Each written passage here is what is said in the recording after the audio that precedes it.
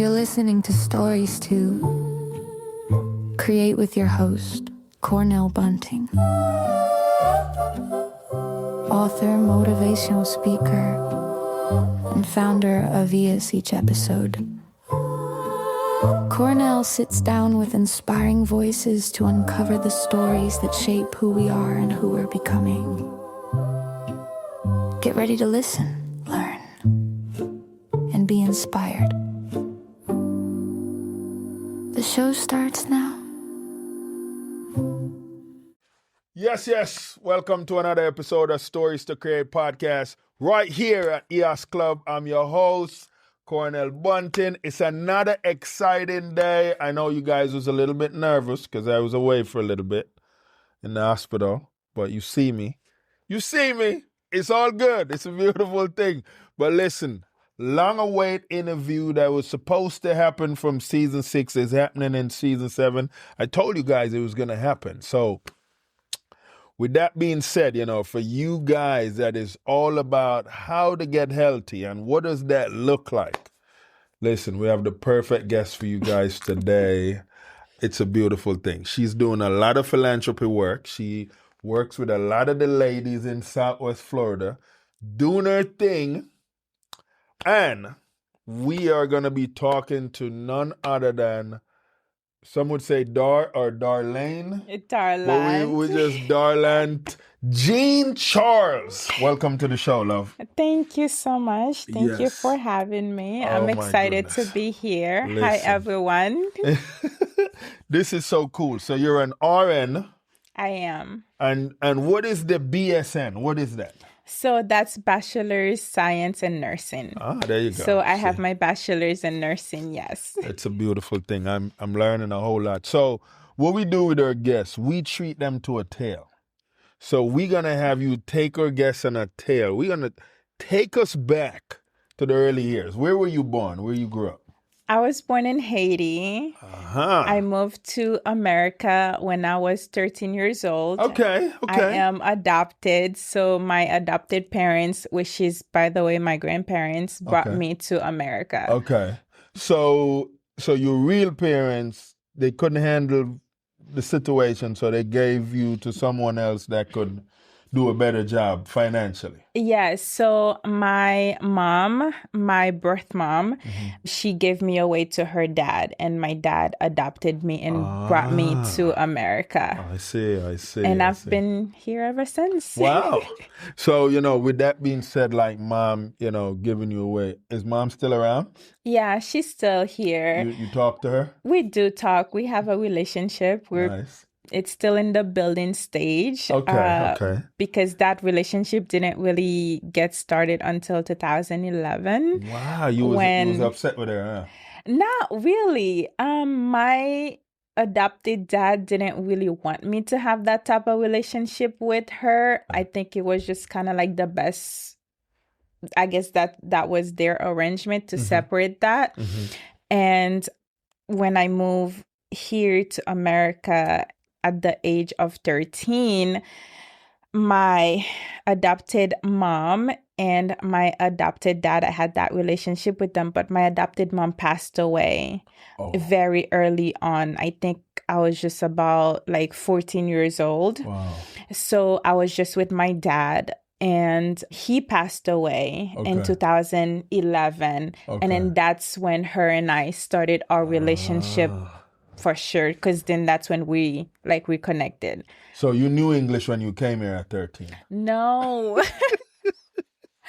No, 0. None. I did not know any type of English whatsoever. My only language was Creole and French, which French in Haiti, you use that in school. Right. But then Creole was my main language. When I came here, I did not know a lick of English. So it was rough, huh? It was very rough.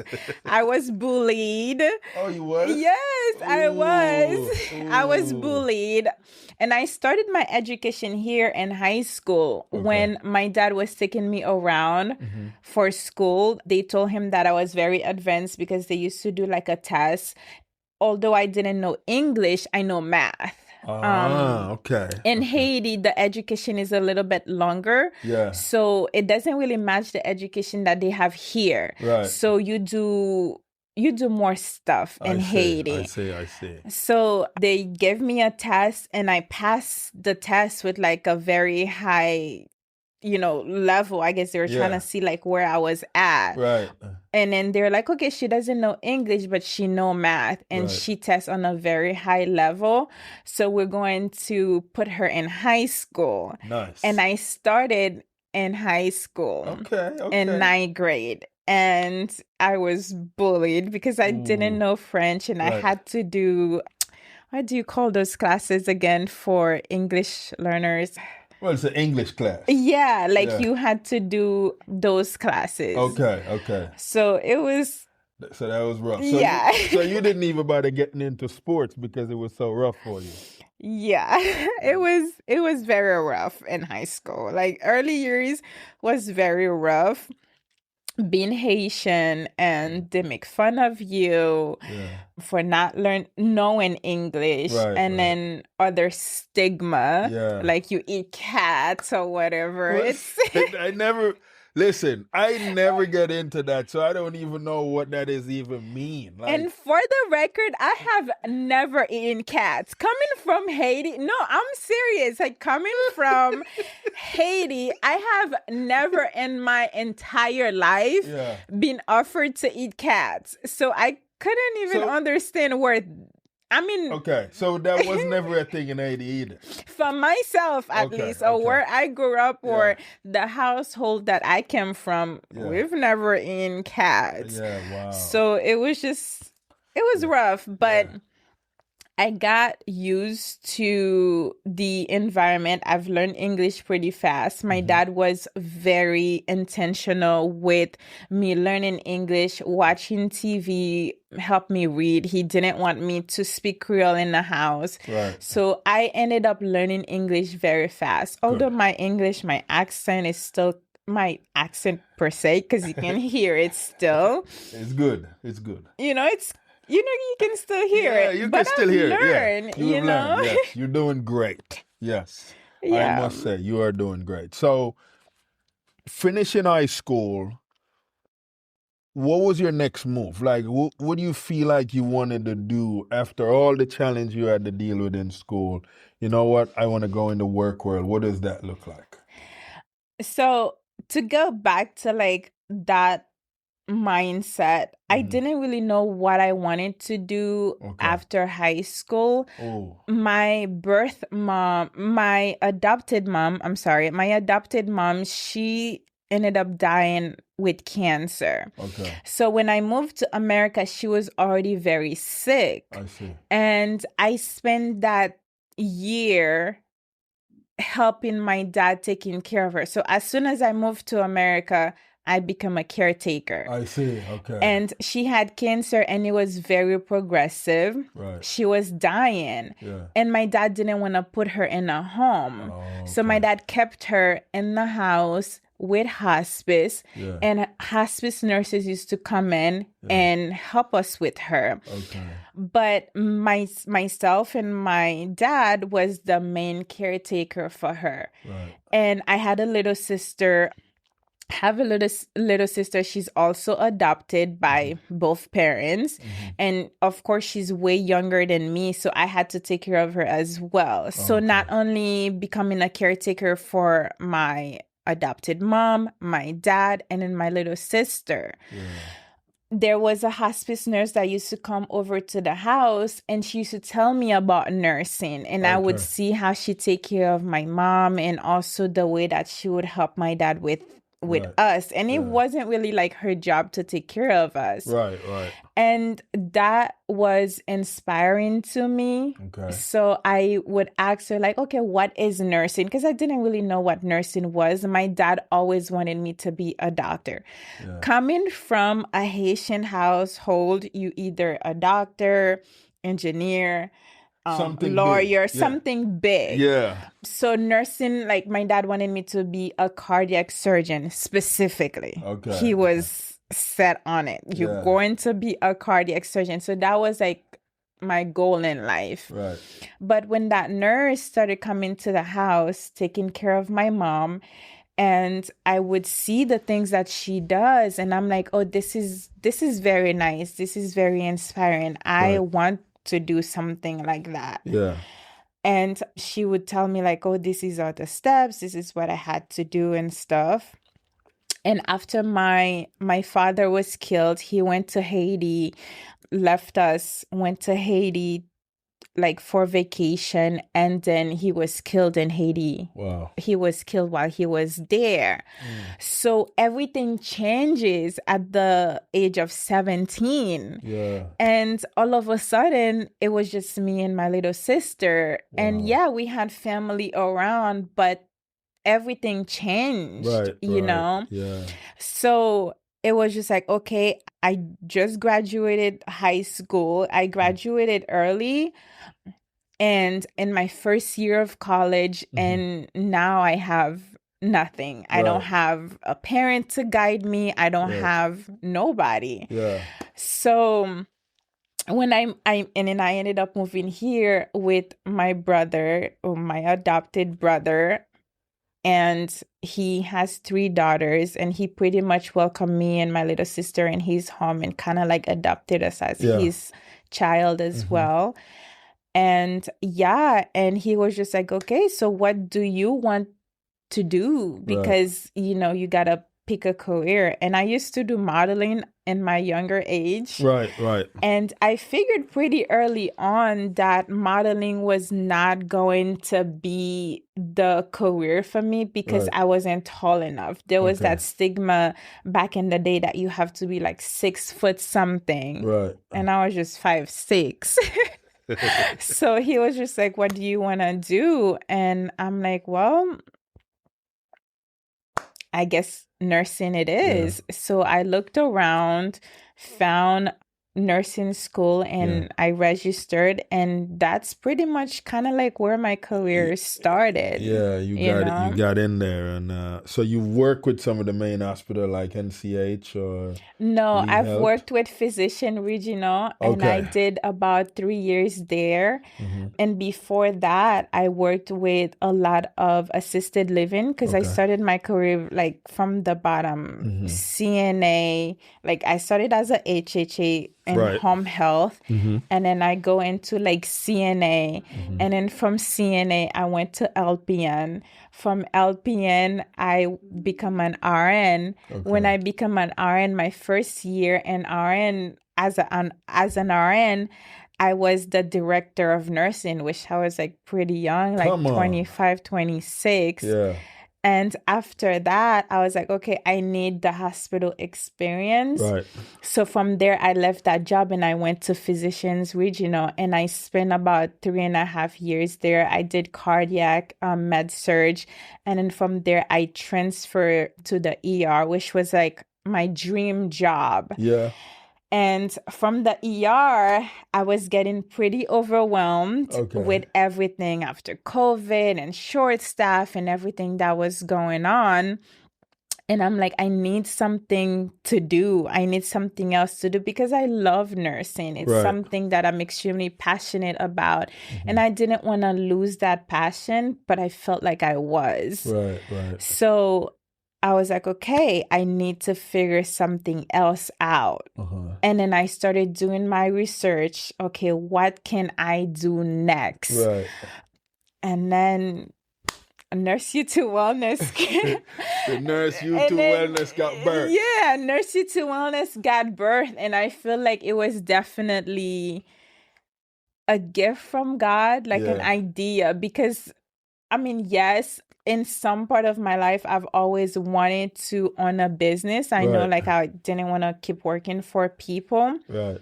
But at the same time, I had no idea it was going to be Nurse You to Wellness, you know? and literally, guys, if you go on the search engine and you just type in Nurse You to Wellness, your company comes up. Yeah. And, you know, because they're not as aware of a lot of the benefits, some of the things that a facility like yours provide, even for the body. for you, like, getting into that space and then making it start happening, what was that transition like? So I've always suffered with low iron. Okay. Like my hands are always sweaty. I'm always so cold till this day. Yeah. And I always have a jacket. People are always making fun of me. Oh my gosh, like you're always so cold, even like in rooms where I'm supposed to be warm. Right. And I started looking into it while I was working in the hospital. I started looking into it. I went to my doctor. And my doctor checked my iron. Yeah. And she was like, your iron is very low. And I said, yeah, that's been like my entire life. Like I'm always anemic. I'm always cold. I'm always clammy. Right. And she was like, it's so low to the point where I want to send you to the hospital to either get a blood transfusion, or you can get into iron drips. Right. And it was funny because I've been looking into IV hydration, trying to figure out what to do next. I'm like, okay. So when I went to her office and she told me that, she's like, I said, I don't want to get a blood transfusion. I feel like that's very extreme. Right. But maybe we can do an iron drip. She's like, there's a bunch of like IV hydration places now that are popping, and you can reach out to them, and then I can give you a prescription. You can do an IV drip for iron, and then we see where that takes you. Right. I'm like, okay. So I did. I reached out to a bunch of like IV places around Naples, Bonita, Fort Myers. Some of them did offer iron drips. Some of them didn't. Right. And they were also extremely expensive. So that's kind of like when I started doing my research, and I'm like, wait a minute, I love IVs. Yeah. I'm like, I love doing IVs, and it's something that I really enjoy, that I'm very passionate about. I love poking people, as wrong as it sounds. I love poking people. Yeah. So I'm like, okay, let me look deeper into this and see what I can do, because this is something that it looks like I'm going to need for myself as well. Right. For a very long time. Yeah. And I started doing more research, and I started like I started my business myself. You did that. Like, maybe I can do this myself instead of like going to other people. Right. So I'm like, well, if this is something that I'm gonna need, I'm passionate about it. It's just a line. Yeah. So I started my business back, and I took a course. I took a business course, because you don't really need like an IV hydration, because I was already a nurse. I had all that experience. Right. I didn't need any type of certificate to become an IV nurse. I just needed the business aspect of it, on how to put it together and everything. Yeah. So I took a course, and I guess with God too, everything's always aligned, because after having that conversation with my doctor, IV hydration were popping up everywhere on my TikTok. I'm like, maybe this is what I'm supposed to do. It's lining up. So I was just like, okay, then. I like that. Find a course in Orlando. I took that for the business aspect of it, and I did that in August of 2023, and then by November 2023, I opened Nursery to Wellness. Look so at it's that. about That's to be like right there. So, it's 2 years old right now. So let me ask you, as a female in the medical world, what is the type of music that you listen to just get you going? Like, just I'm ready to just. So music, when we.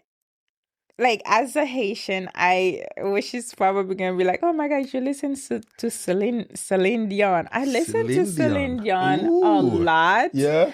I do listen to, like, my new favorite artist right now is Little Sims. Yeah, okay. She's very empowering. Yeah. And so those are the type of music that I listen to. And she's Jamaican too. So I love me some Jamaican music. Blah, blah, blah.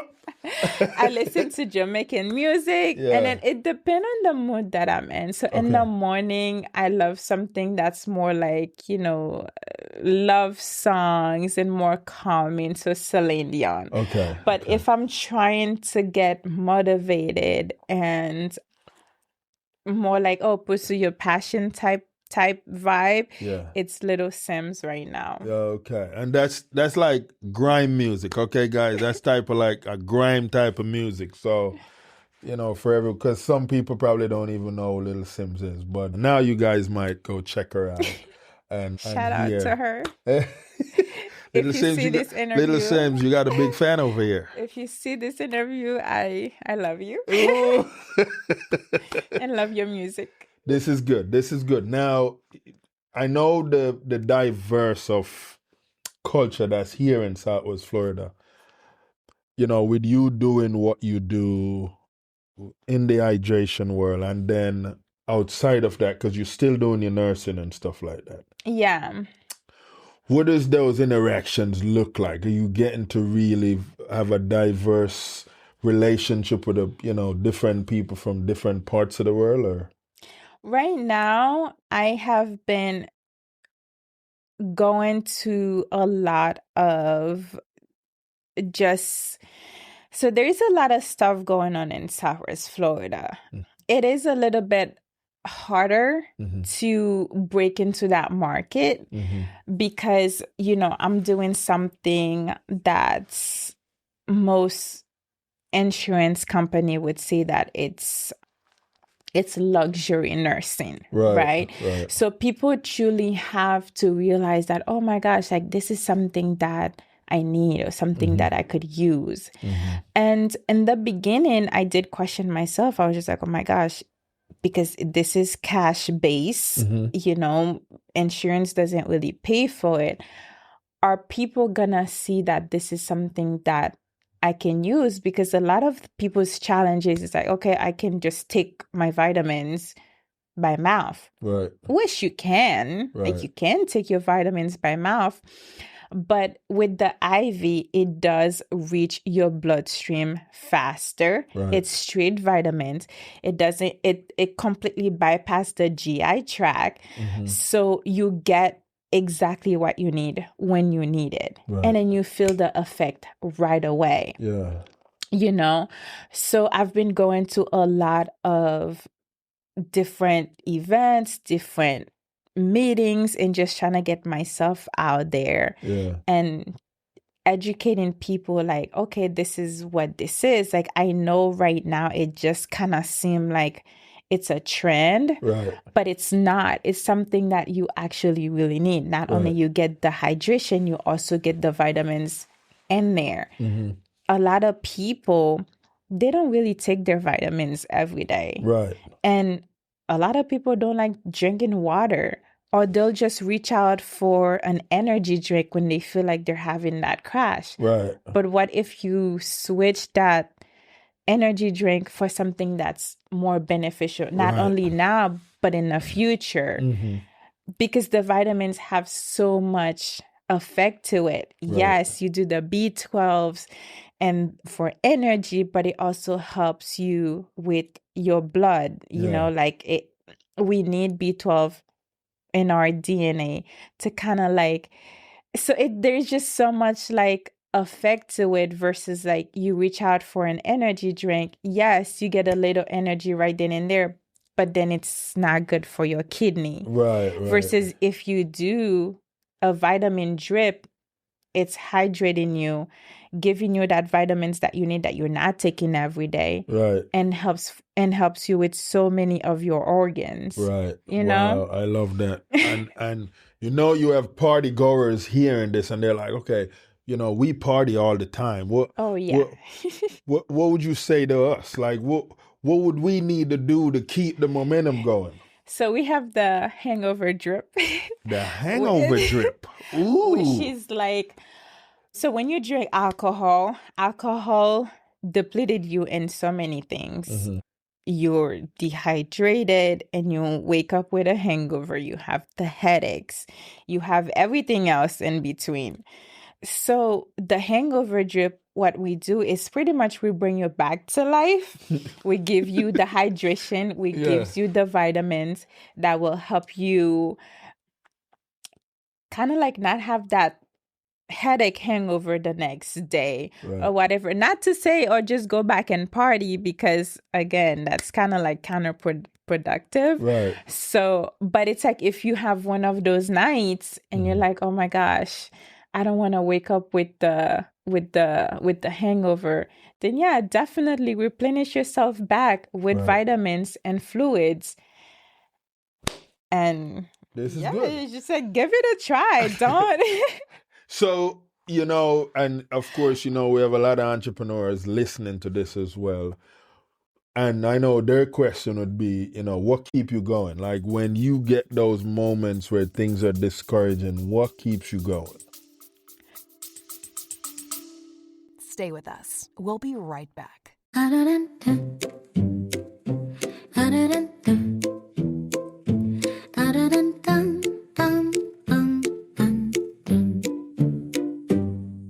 Every young person carries a story of hope, of struggle, of dreams waiting to rise. But in too many underserved communities, those stories go unheard. At ease, Inc. Everyone has a story. We believe every voice deserves a chance. Through mentorship, empowering programs, and storytelling workshops, we help youth discover their purpose, strengthen their mindset, and build a future they can be proud of. From classrooms in Jamaica to communities across Southwest Florida, ES is changing lives, one story at a time. but we can't do it alone. Join us, become a mentor, volunteer, donate, help us fuel the next generation of leaders, creators, and change makers. Visit ahazink.org today, because when you help a young person share their story, you help them change their world.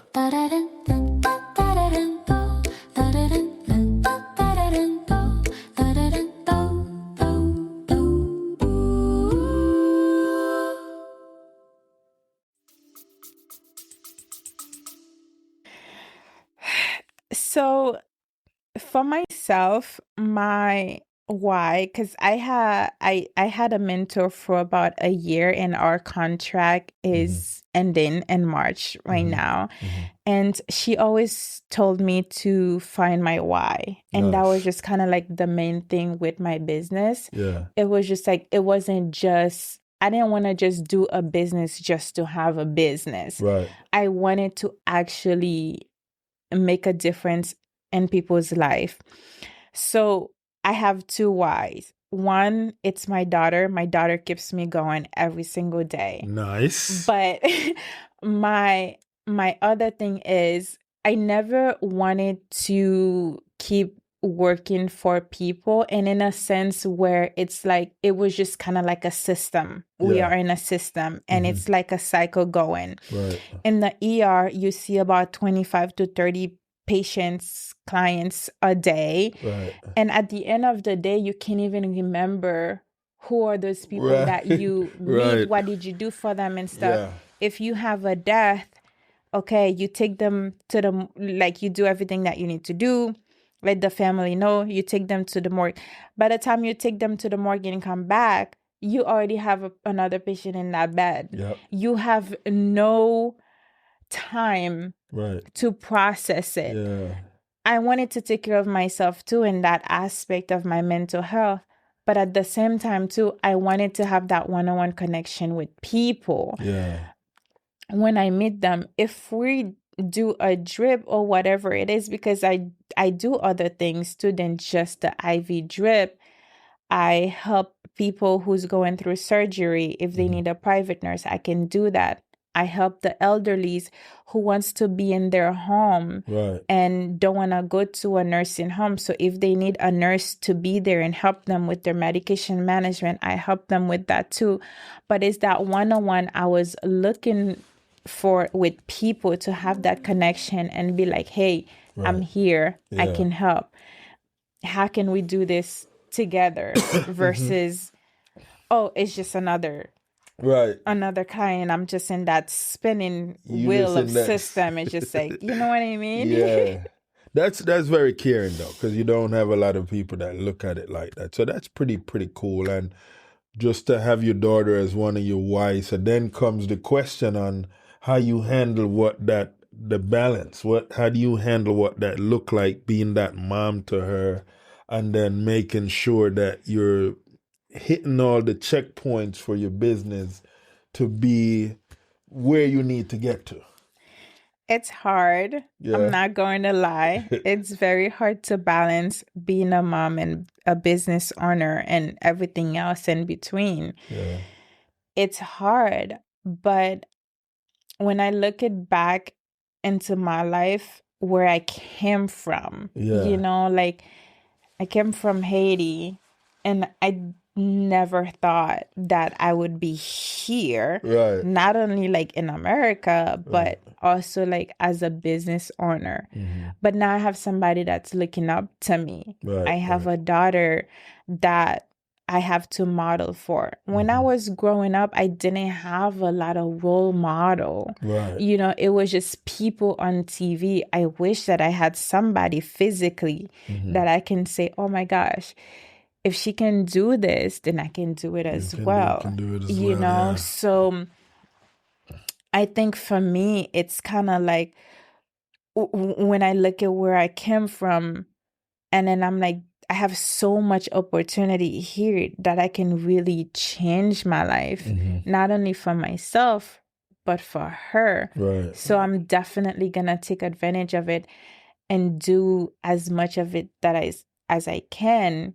And I want to, I know this is going to sound cliche, but I do want to leave a legacy here. You know, I want to be remembered for something good. I love that. I want to be remembered for something good, not only for myself, but for my daughter. I want her to have that drive. I want her to be like, oh my gosh, my mom did it. So I can do it too. And the world is so vast. You can be anything that you want to be as long as you put your mind into it. Is it hard? Yes, it's hard.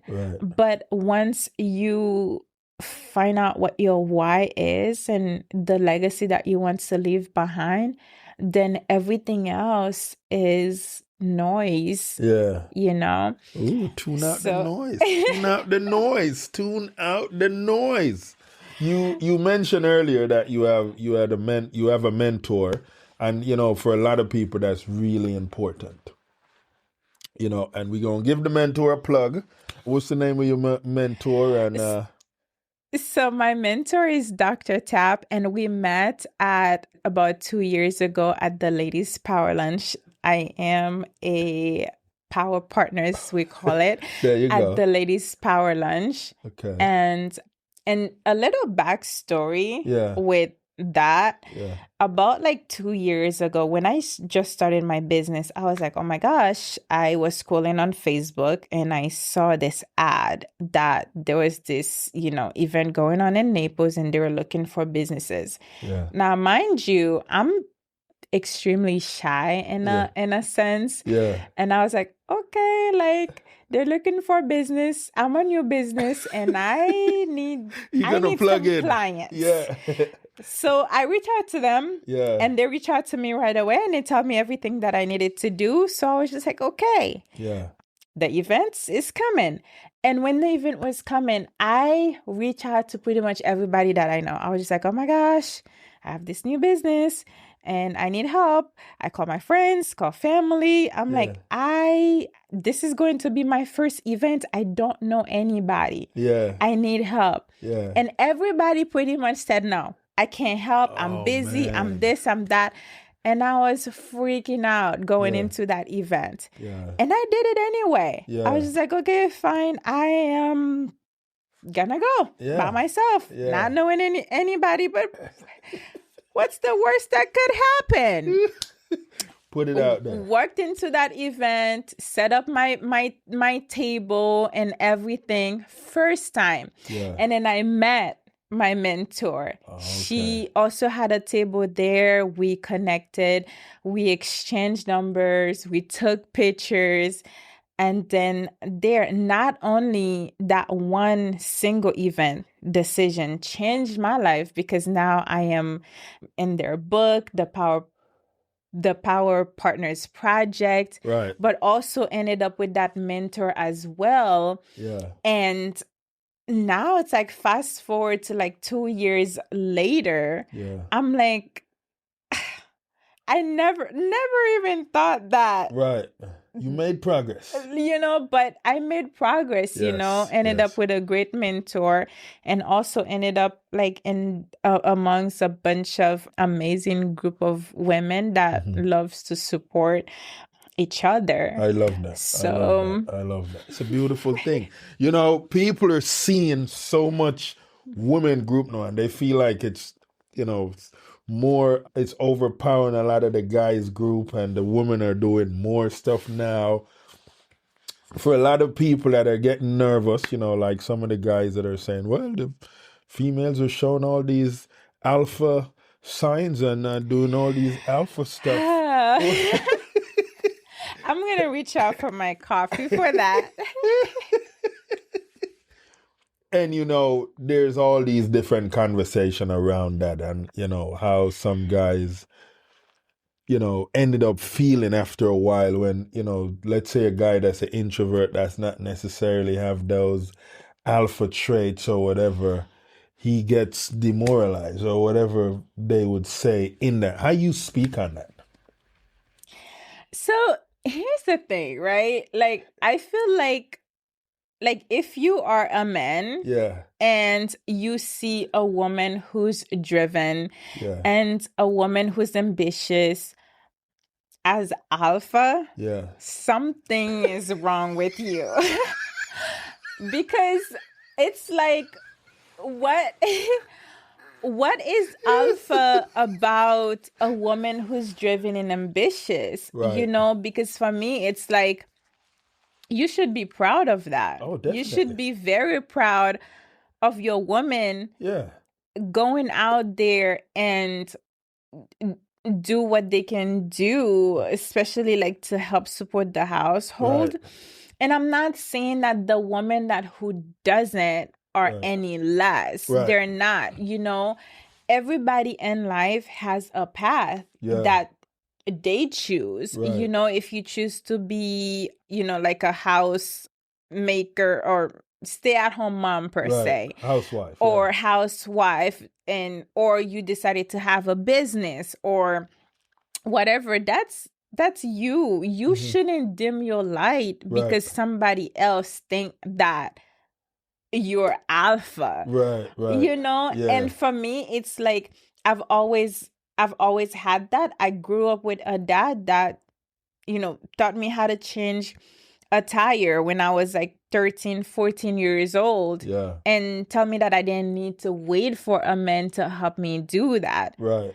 And it's like, now fast forward to now and being a mom, I'm not gonna tell my daughter like, hey, you need a man to help you do this. Right. Like, if you can do it yourself, then you do it. That doesn't make you alpha. It makes you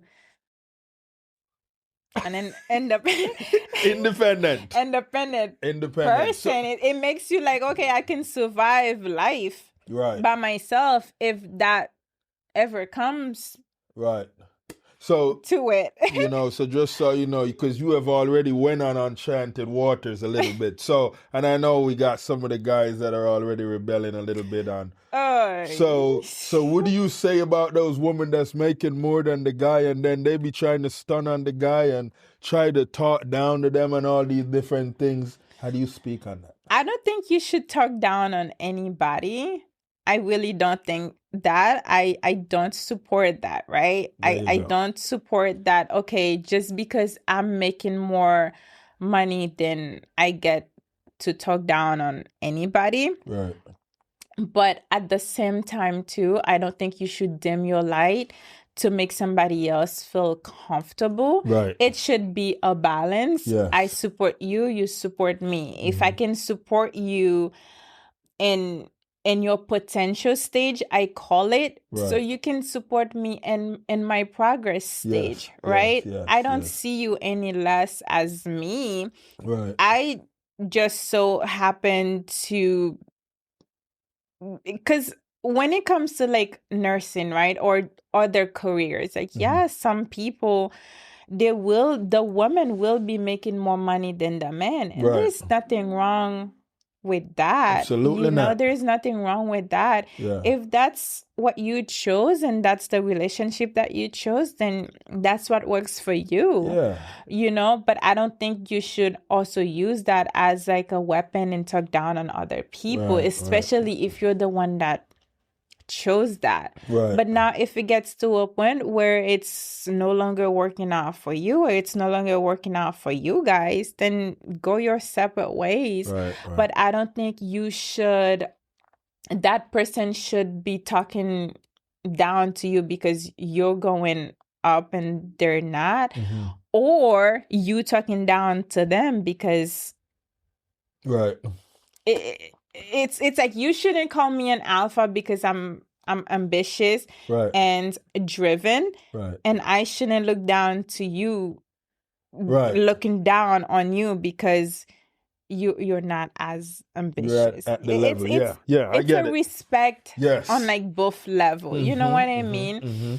Because I didn't tell you. I mean, I wasn't the one that make you not be ambitious Successful, or right. successful or whatever. That's just what you chose, and I Yes. chose for myself. So people are always fascinated with the Caribbean food, you guys, and the seasonings and all these different things. Where are you in that? Where are you in all of that? it's kind of funny that you asking me that as a Jamaican. Because that's always been like the beef Yes. in the Caribbean, like Yes. who has the best food and who has the best rice. I mean, I will always say Haitians have like the best food and the best rice. Right. And But you can't really say that when you around a Jamaican, because I mean, hands down, people. Hands down. I'm just saying, like I don't think that. And I know everybody gonna disagree with me, and most people going to disagree with me other than the Haitians. But I'm just saying that we really You said we bring it. Us Haitians, we really bring it. You With throw it our down. food is. And I love to cook, by the way. I love Okay. to cook. I'm a great cook. What's your go-to meal? For Haitian food, Yeah. du ça soit légumes. Ooh. Duh. I know most people would be like, "Oh, you didn't say griot," Yeah. but I'm kind of learning that pork is not the best for you. No. Yeah. But definitely, that's my comfort food, du ça soit légumes. I will always reach out for it. And every time I have du ça soit légumes, it reminds me of Haiti.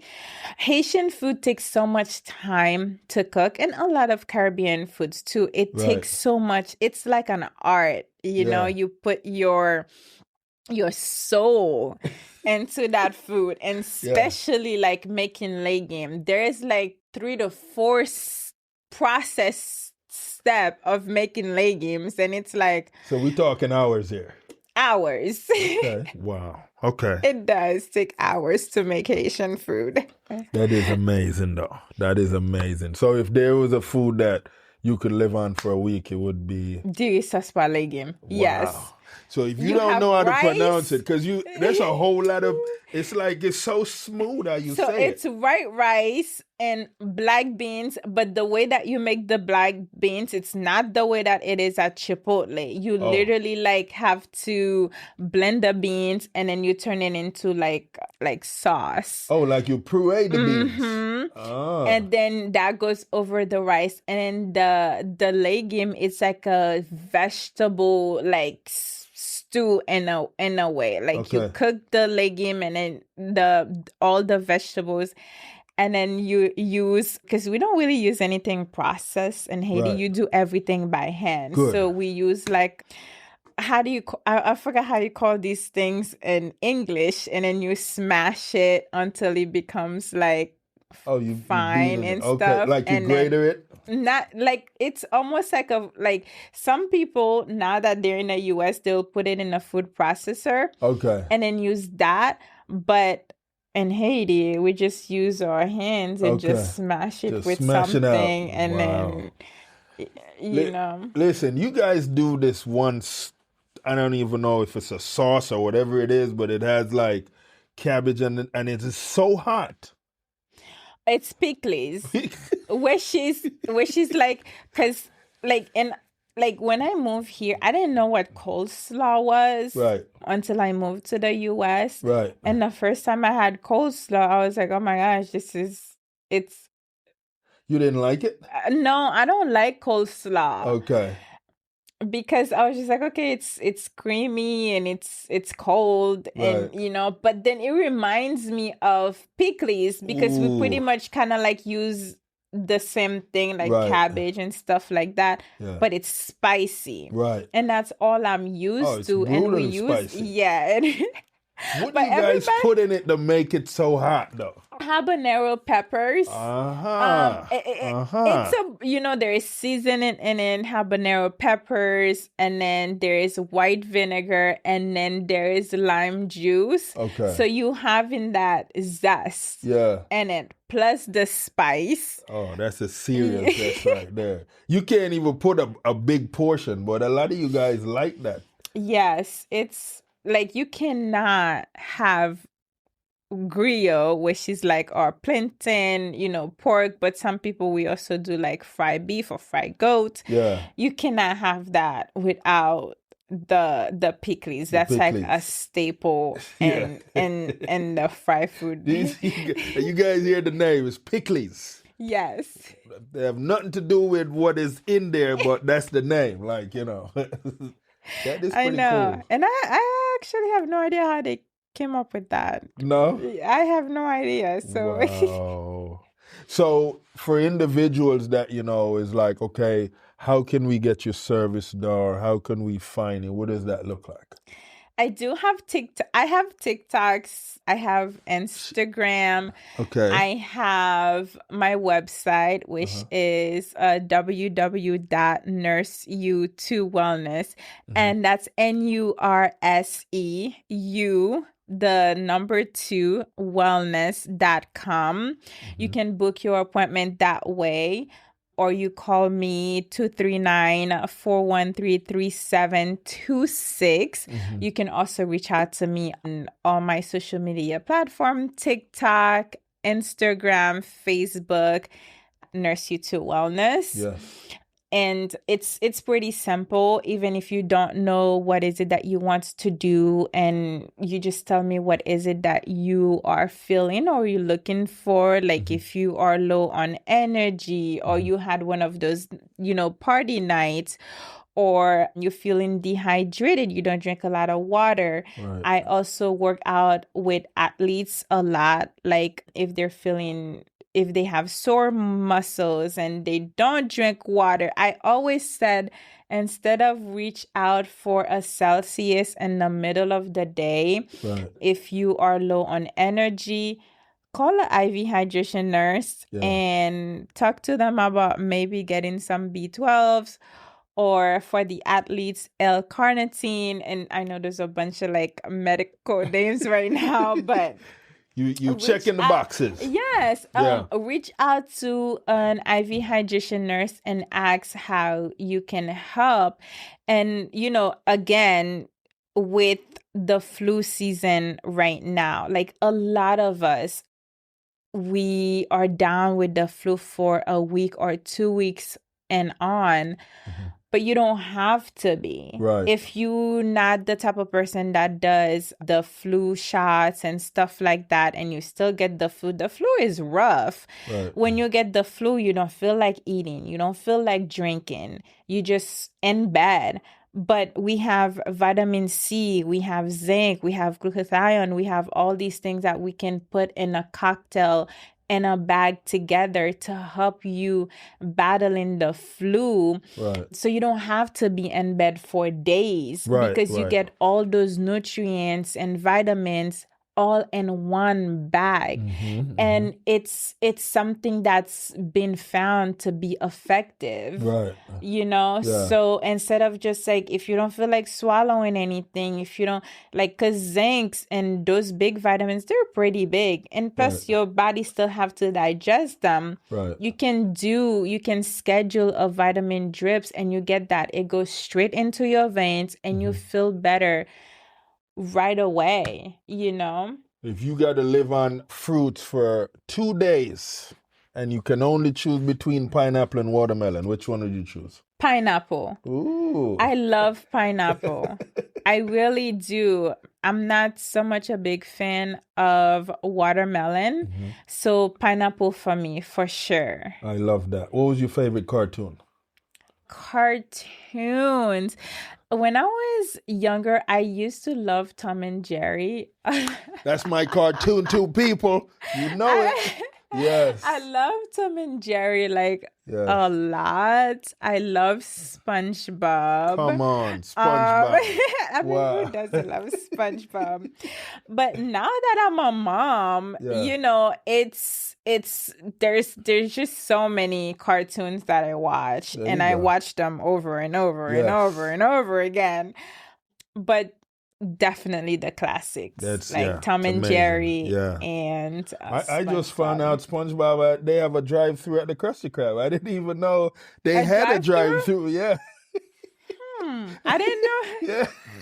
They had an episode the other didn't day know where they that had the too. drive-through. I didn't know Oh, that it's too hilarious. I know. either. I'm like, SpongeBob, what we got? What we doing? What we doing out here? I didn't know that. So, we have a lot of young ladies that are in that introvert space that are very shy, some would say. That was me. Right. So, you have now shown the possibilities are definitely can be in your favor, even when you're in, or you have a title being put on you as an introvert. What's these last words you would say to a young girl that is an introvert that just feel hopeless?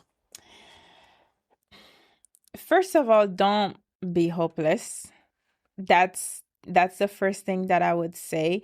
Everything takes time, Right. right? Yes. It's all about practice. I never thought that I would be here Right. and like in a podcast. First of all, this is my first podcast, so shout out to you and thank you for having me. Oh, yes. There you go. But it's like having cameras and talking on a microphone. I'm still getting used to those things. Yeah. And definitely like taking the decision to start my business and starting that definitely pushed me even further to put myself out there, because everybody would tell me, you have to put yourself out there. Right. Especially when you have a business, you have to put yourself out there. Yes. You have to talk to the camera. You have to make TikToks. You have to do this. You have to do that. Is it easy? No, Right. It's not easy. But the one thing that I would say is don't feel hopeless. It's all about practice. You taking it one day at a time. You Yes. do what you feel comfortable with and just be yourself, because the world is going to judge you anyway, whether you have an accent, whether you don't have an accent. Some people are going to see something wrong. But at the same time, too, you also have people that will see the good in you and the message that you're trying to convey. And they're going to support you regardless. Yes. So it's all about like finding your people. And you also have to believe in yourself to the point where it's like, okay, yes. And again, tune out the noise. Yeah, people might judge me for my accent or whatever it is. Right. But just keep practice. Just keep putting yourself out there. And next thing you know, you are in a podcast with cameras all around you. And you are, because I remember the first time my mentor forced me to go live on Facebook, and I was like, oh my God, why are you doing this to me? I thought it was the craziest thing. And also to making my first TikTok, I'm like, oh gosh. And I till this day, I still feel like, oh my gosh, I don't like the sound of my voice. I sound cringe. I do this, I do that. But a lot of it too is just in our heads. Oh, definitely. It's really just in our heads. We are our worst on critic. And people, especially like lately with the world, people don't even pay attention that much. Because the attention span is so very short. They're just like going. So the way that you are judging yourself, maybe nobody is even like paying attention. Like people on TikTok are reaching out to me and be like, oh my gosh, you are changing my life. You are so inspiring. And I was like, never in my life that I thought that I would be inspiring. But because a lot of these videos, I'm like, oh my gosh, I don't know if they sound good enough. If I still have like my little shy moment, but I am trying my best every single day till this day to trying to get better at it and put myself out there and do the things that makes you uncomfortable. You have to be brave enough to do the things that makes you uncomfortable. Come on. And as crazy as it sounds, the more uncomfortable things that you do, the more comfortable you become with it. You know what I mean? So it's that would definitely Look be at you my dropping advice. all kind of gems over here. You guys hear it? Two big gems. They're gonna judge you anyway and do what makes you uncomfortable. Ooh, look at you. That was dope. Listen, guys. There you guys have it. I mean, mic have dropped. I'm just saying, mic have dropped until our next episode where we have another decorative guest right here at EOS Club. I'm your host. Thank you for coming today. And thank you so much for having me. Total rock star. It's a beautiful thing. See you guys. Yeah, bye guys.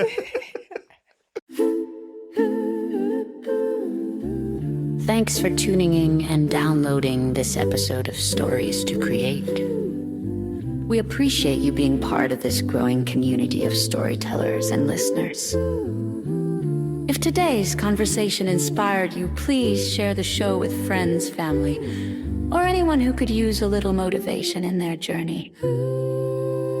A special thank you to our sponsors, EHAS Organization, Cornell Bunting LLC, and Nostril Cheese Chase for supporting the mission and making this podcast possible. To learn more about our work, upcoming projects, and how you can get involved, be sure to visit www.hissinggorge and www.cornellbunting.com. Until next time, keep creating, keep growing, and remember, your story has power.